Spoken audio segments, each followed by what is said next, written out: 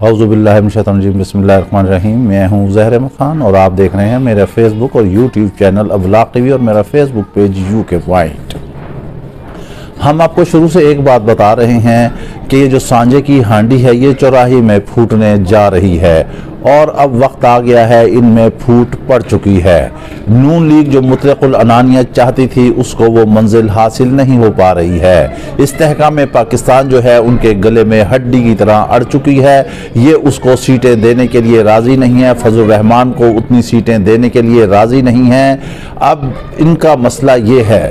کہ جب یہ بالکل نون لیگ کی طرف سے اعلان ہو جائے گا کہ استحکام پاکستان پارٹی کو جو ہے وہ باہر رکھیں گے تو اس کے بعد اس دن سے ہی ان کا دھڑن تختہ شروع ہو جائے گا، کیونکہ نون لیگ ابھی اس طرح ایکٹیو نہیں ہے سیاست میں، ہے تو صحیح مگر اس طرح نہیں ہے جس طرح زرداری اور بلاول نے جو ہیں اپنے ڈیرے ڈال لیے ہیں سندھ میں اور پنجاب میں، کیونکہ زرداری بہت ہی تیز سیاستدان ہیں اور ابھی تھوڑا سا ان کے ٹکٹوں کا اعلان ہو لینے دیجئے، پھر آپ یہ دیکھیں گے ماضی میں آپ کو یاد ہوگا یہی زرداری اور شہباز شریف تھے جو ایک دوسرے کو کہتے تھے کہ پیٹ پھاڑ کے جو ہے وہ ان سے لوٹی ہوئی دولت نکالیں گے، اور دوسرا کہتا تھا کہ میں سڑکوں پر گھسیٹ گھسیٹ کر ان کو ماروں گا اور ان سے ملک و قوم کی لوٹی ہوئی دولت لیں گے۔ کم از کم یہ دونوں اپنے گریبانوں میں ہی جھانک لیتے کہ کس کس نے لوٹا ہے دولت کو اور خود ہی لے آتے۔ یہ جیتنے کی پوزیشن میں تو ہے نہیں، جب سے نواز شریف آئے ہیں آج تک KP نہیں جا سکے، کوئی بھرپور جلسہ نہیں کر سکے، عوام جو ہے ان سے سخت نالاں ہیں،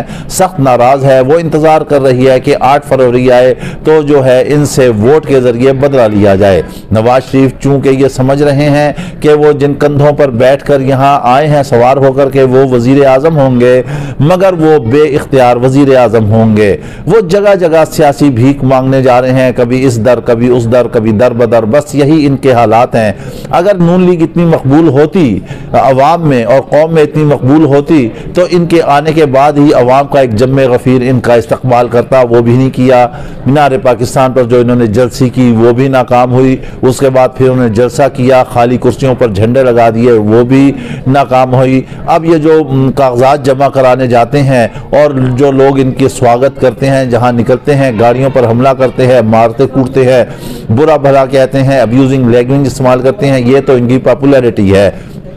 یہاں ایک ہم آپ کو باریک سا نقطہ جو ہے وہ ہم آپ کو بتانا چاہتے ہیں کہ اس وقت عموماً یہ کام چل رہا ہے کہ PTI کے جو رہنما ہیں جب بھی وہ کاغذات جمع کرانے جاتے ہیں تو ان سے کاغذات چھین لیے جاتے ہیں۔ کہا جا رہا ہے کہ لطیف کھوسہ بھی کاغذات جمع کرانے جا رہے تھے لیکن مبینہ طور پر ان کے گھر سے بھی کوئی بڑی گرفتاری ہو گئی ہے۔ پرویز الہی کے بھی کاغذات جمع کرانے جا رہے تھے، ان سے بھی چھین لیے گئے۔ اسی طرح جو ہے عثمان ڈار کے ساتھ بھی معاملات ہوئے، ان کی والدہ کے ساتھ بھی معاملات ہوئے، چادر دیواری کا معاملات ہوا، اور بھی لیڈروں کے اس طرح ہو رہے ہیں۔ منصر آپ KP میں جو ہے وہ گئے ہیں PTI کے رہنما جب کاغذات جمع کرانے تو ان کے ساتھ ایک بڑی ریلی نہیں بلکہ ایک بہت بڑا جلوس تھا جس کی وجہ سے پولیس یا دیگر اہلکار یا جو بھی قوتیں تھیں وہ ان پر ہاتھ نہیں ڈال سکیں۔ اب پنجاب میں، بلوچستان میں یا سندھ میں بھی اس وقت PTI کو یہی وتیرہ اپنانا پڑے گا کہ جو بھی رہنما کاغذات جمع کرانے جائے تو اس کے ساتھ کم از کم 5 سے 10 ہزار لوگ جمع ہو، ان کے حصار میں جائے تاکہ کوئی آدمی ان تک اپروچ نہ کر سکے اور وہ کاغذات جمع کرائیں